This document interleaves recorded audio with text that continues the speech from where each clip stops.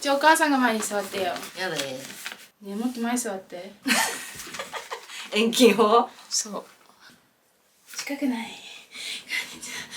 こんにちは。お母さんです。はい、行くよ。こんにちは。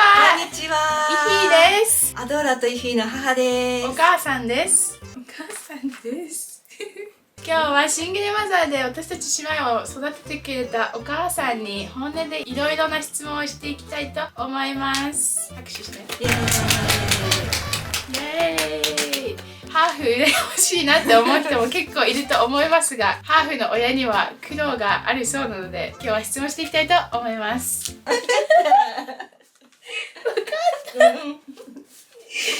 はい、一つ目の質問。なっちゃった。一つ目の質問は、自分が国際結婚すると思ってた？思ってた。23歳過ぎぐらいからかな、そう思うようになったの。海外旅行行くようになって、もっと広い世界に飛び出したいみたいな。飛び出しちゃったの？そうね。日本人よりも外国人が好きなの？っていうか、だから日本を出てどっか自分の知らない国とかに住んでみたかった。じゃあ日本人でもよかったでしょ？まあ別に海外に出るような人なんで。でもさ、なんかさ、でもなんていうの、自分の知らない文化とかさ、習慣とか、自分の知らないものを持ってる人に興味があったんだよね。日本の人って大体わかるじゃん。ずっと住んでんだし。そうね。予想外の人がよかったのね。そんな感じ。ハーフの子供を産むって分かった時の心境は、不安や楽しみはありましたか？って分かったって、だってさ、もっと大きな声でしゃべってください。旦那さんが外国人なんだから子供はあるに決まってるじゃん。だからじゃあ妊娠した時の心境ってことじゃない？嬉しかったよ。嬉しかったってアドちそう、ゃん。なかなか子供できなくて不妊治療してできたからすっごい嬉しかった。嬉しかったってアドちゃん。不安はなかったんですか？不安はね、元気に生まれてくれるかなって、そういう普通のことだけだよね。ハーフだからなんとかとかは全然関係ないね。関係ないね、そんなのね。健康なのね。そう、何でもいいよね。そうなの。バイリンガルに育てたいと思いましたか？それは思ったね。思ったの？思った。知らない。小さい時からなんか英語の DVD とか見せたりとか、でもそう、セサミストリートつけてた。あとなんかそれでアルファベット覚えたしね。そうだよ。育てなかったよ。ハーフだから子供をバイリンガルに育てなきゃって焦るお母さんもいたりすると思いますが、どう思われますか？やっぱり周りが期待するでしょ？何を？英語とかさ、こんな顔してるから英語喋れって周りが期待するじゃない？周りの人はあんま関係なくない？関係ないけど、関係ないよ。本人のためにさ、バイリンガルの方が可能性広がるから、そうしてあげたいって思ったりはするんじゃないの？将来のね。そうですね。まあ焦ることはないと思うけどね。メガネ光ってるよ。やっぱり？ハーフの親として一番辛かったことは？それはね、やっぱり子供が学校でいじめられたりとか、あとどっか公園とか連れてった時に知らない子供になんかひどいこと言われたりとか。そんなことあったの？あったね。覚えてないの？覚えてないよ。覚えてないの？よかったね。覚えてないよ。公園で？そうだね。なんかあったよね。いじめられたっていうか意地悪されたりね。そういう時はちょっと辛かったね。で、そういう時どうしたんですか？公園はもうしょうがないけど、学校とかはね、小学校なんか保護者会の時とかにちょっと言ったの？言ったことある。言ったの？クレームじゃないよ。知ってる。クレームじゃなくて、お母さんにさ、世の中にはいろんな人がいるんですっていうようなことをね、お子さんに話してあげてほしいなみたいなことはちょっと言ったの？言ったことある。そんなこと言ったの？小学校で？そんなこと言ってたの？お母さん。言っちゃった。こんな田舎で。そうよ。だってやっぱ親の意識って大事じゃない？お家でさ、そういう話したり、絵本とか見たり、いろんな国の人のさ映像を見たりとかするだけでも違うわけじゃん。ね、だからね、ちょっと言っちゃった。そしたらなんて言われた？シーンとしたよ。シーンとしてた。シーンとしてた。子供がハーフだからとか、マミーが国際結婚したからっていう嫌がらせとか悪口はありましたか？子供がハーフだからとかっていうことではないけど、やっぱりダディってブラックだったじゃん、今もブラックだそうね、今もそうだね。だから結構ね、偏見とかね、差別とか多くて。誰から？日本人の割とね、普通の人っていうよりも地位とかさ、そういうちゃんとした仕事についてる人からの嫌がらせっていうか、なんかあったね、そういうの。どういう場面で？いろんな場面で、まあ私のことじゃないけどね、そう、私がされたのもまああるね。でもダディと離婚した途端に見てコロッと変わって。そうなの？そうだよ、親切になるの。びっくりした。でもね、それよりもすごくよくしてくれる人もたくさんいたから。でも20年前の話でしょ。そう。今はどうだろうね。今は違うんじゃない？もっといい人がいるかな、たくさん。いいとか悪いとかってことじゃないんだよな。もうちょっと世界が広まっていますかね、皆様の。そうだね。そうだといいですもういっね。ぱいいるから見慣れてきたし。たくさんいるね、最近は。そういうことがあった時にどんな風に対処していましたか？悪口とか嫌がらせとかを言われた時とか。ただただびっくりして。びっくりしてた？びっくりしてた。何これって。多分自分が日本人と結婚したりとか、日本人としてずっと一生あるなら一生気づかなかったことだと思うのね。それを知ってしまった衝撃っていうのかな。すごいただただびっくりしてた。いいも友達に言われてもたまに。インスタとかでさ、なんかこんなことが今まであってとか言うと、そんなことがあるのってびっくりされる。なんかみんな知らないのかな。そうなのよ。知らなかったと思うよ。当事者にならないとわからないことがありそうです。そうです。そうです。子供たちが学校で嫌なことがあって落ち込んで帰ってきた時にはどんな言葉をかけていましたか？どんな言葉？何をしていた？なんか覚えてる？でもさ、イフィは言わないじゃない。言わなかったね。そう。アドは学校で暴れて帰ってきちゃうじゃない。話は聞いたかな。なんか言われた気がするけどあんまり覚えてないな。私もあんまり覚えてない。でもなんかイフィは特にさ、言わない人だったけどさ、小学校1年生の時はさ、結構ひどいいじめにあったっていうか、あったじゃん。その時はさ、言わないんだけど何があったかは、うちに帰ってきてなんかノートの隅に死にたい書いてた。何これと思って、うわやばいと思って、書いてた。びっくりして、それは担任の先生にちょっと聞いた。ノートですぐに死にたいって書いてたの？いっぱい書いてた。死にたい。怖いね。すっごいびっくりした。6歳でそんなことしたら怖いね。そうだからでも言わないしさ、本人は。だから先生に聞いた。何があったんですかって。そしたら割と大きな問題になって校長先生とかも入ってお話しちゃう。そうだよ。そうなの？そうだよ。知らなかった。知らなかったそんなこと。辛かったね。覚えてないな。よかった。ネガティブなことは忘れるようにしないと。最高だね。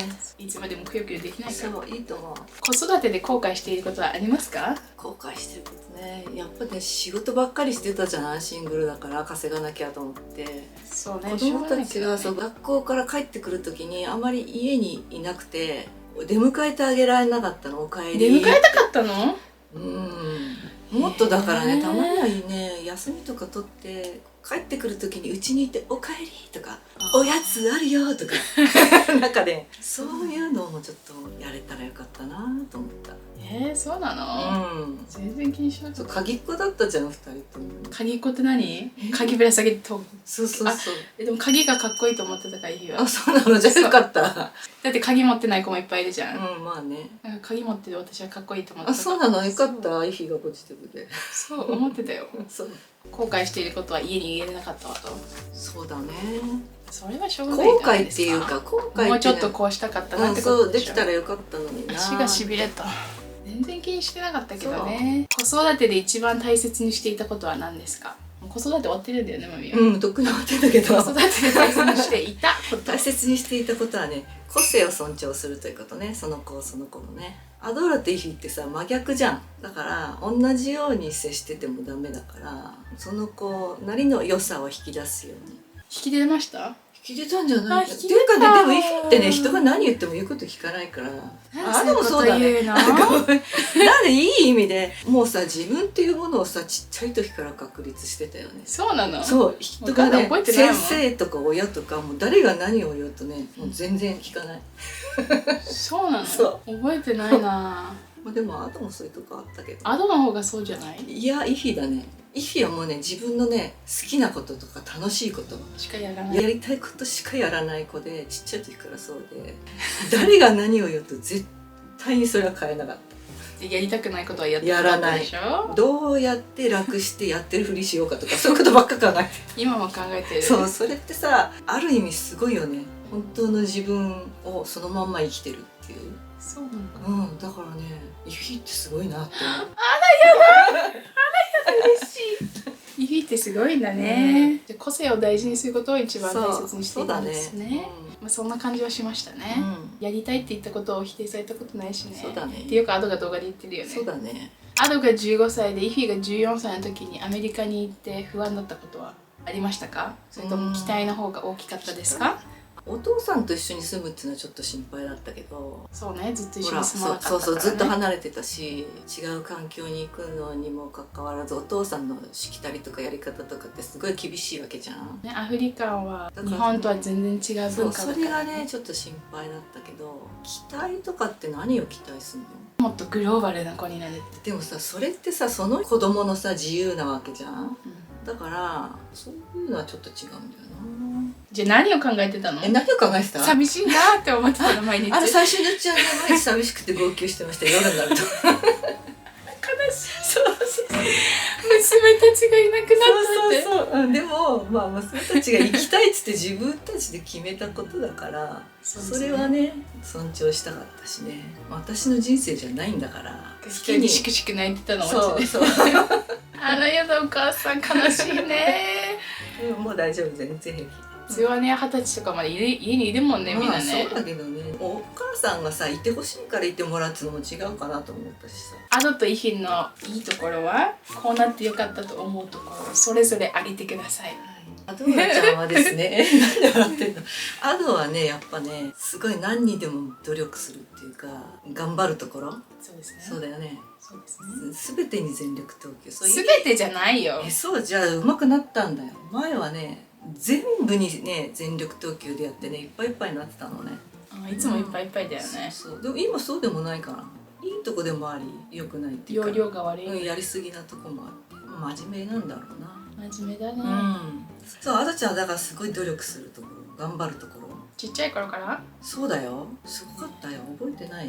覚えてないです。そうだよね。あんまり私の記憶の中にあといないから。そうなんだ。ちょっとわかんない。面倒見てもらったのにね。覚えてない。フィーちゃんはさっきも言ったけど、そのまんまを生きてるっていう、自分の好きなことだけやる、やりたくないことはやらないみたいな、そういうとこはね、いいところなのか。すっごい素敵だと思う。ありがとうございます。こうしなきゃいけないとかさ、みんながやってるから同じにしなきゃいけないとか、日本は特にそういうのあるじゃない。出る杭は打たれるみたいな。わかる？出る釘は打たれる、知ってますよ。出る杭だよ。釘だよ。杭だよ。釘を打つんじゃん。違うと思う。そういうことわざがあるようにさ、なんか人と目立っちゃう。そう目立ったり人と違ったようなことするとさ、結構叩かれたりするんだけどさ、イフィって動じなかったから、そう、それがね素晴らしいなって今はね。素晴らしいですか。ありがとうございます。だってそれで結局はさ、小学校も中学校もさ、勉強しなかったじゃん、全然。そういうこと言ってほしくないけど、でも先生にさ言われたり、私あんまり言わなかったと思うけど、周りの人にいくら言われても絶対やんなかったじゃん。先生に言われた？言われてたじゃん。もう先生困ってたよ。だってさ、家庭訪問で先生うち来た時にさ、先生がさ、お母さん、イフィーさん学校で勉強しないんですって言って、そんなこと言われたの？先生困ってた。勉強しなかったけど別に頭は良かったんだよ。なんかさ、勉強しなくたってこんな風になったわけじゃない。好きなことやってさ、生きていけそうな感じじゃない。勉強しなかったって言って頭悪い人みたいじゃないで頭はいいんですって言って、ちゃんとそこまで頭はでもやればできるんですそうそうそう。だから自分が興味あることだったらいくらでも勉強するんだよね。勉強するっていうかそうそうそう学ぶっていうか今なんて私はストレート A だから。そうだよね。そうそうそう大学行ってるしね、アメリカ行ったら勉強するようになったんだよね。なったの。そうだからね、でもそうやってさ、自分の好きなことを追求するっていうかさ、そういうのってすごい素敵だなと思った。結局好きなことをやってればそれで生きていけるようになるんだよね。なるね。だからいいんじゃない？ありがとうございます。ありがとうございます。娘たちにこれからどんな人間になってほしいですか？どんな人間になってほしいとかはないよ。だから自分たちがなりたい人間になればいいんじゃない？何でもいいよって言ってる。じゃあそういうんじゃなくてあなたたちの人生だから自分たちがなりたいようになればいいんじゃない？だから私がどうなってほしいとかっていうのはさ、もう親のなんかさ、そういう押し付けなっちゃうじゃない。そういうのはない。好きなように好きなようにやりたいことをやって、だからあんまり我慢したり自分を抑えたりとかさ、周りがこうだからこうしなきゃとかってさっきもちょっと言ったけど、そういうんじゃなくて本当に自分のやりたいことをやって楽しく暮らしていけるならそれでいい。それでいいです。それでいいですね。健康でね。そうそう、私は別にどんな人になってほしいとかはないね。お医者さんにならなくても大丈夫。全然そんなこと言ったことないでしょ。ダディは言ってたよ。お医者さんか弁護士かナースって言ってたよ。そういう親のさ、なんか願望っていうかさ、欲望を押し付けるのはね、どうかねって思うね。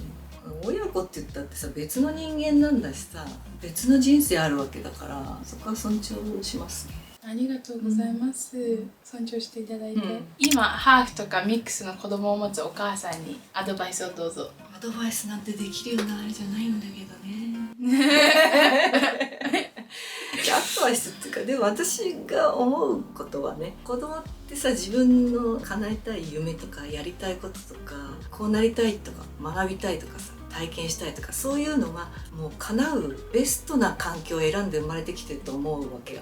だからそのお母さんが最高なわけ、その子にとっては。だから安心して自信を持っていれば大丈夫なんじゃないって思います。思います。そうです安心してていいと思います。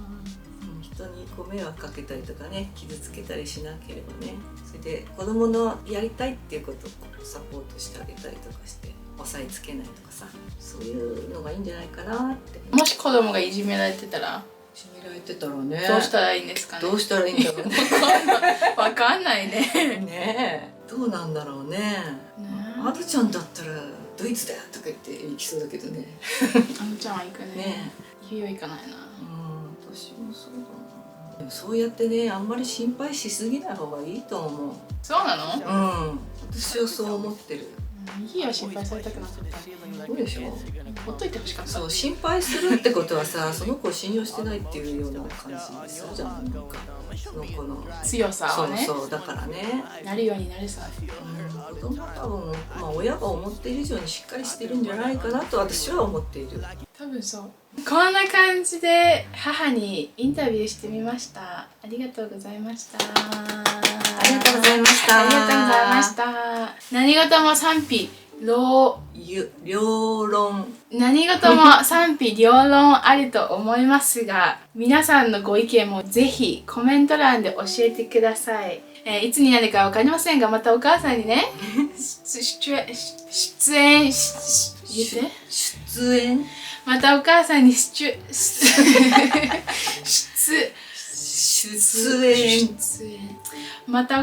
に出演していただきたいと思うので、ぜひお楽しみに。では、さようなら。さよなら。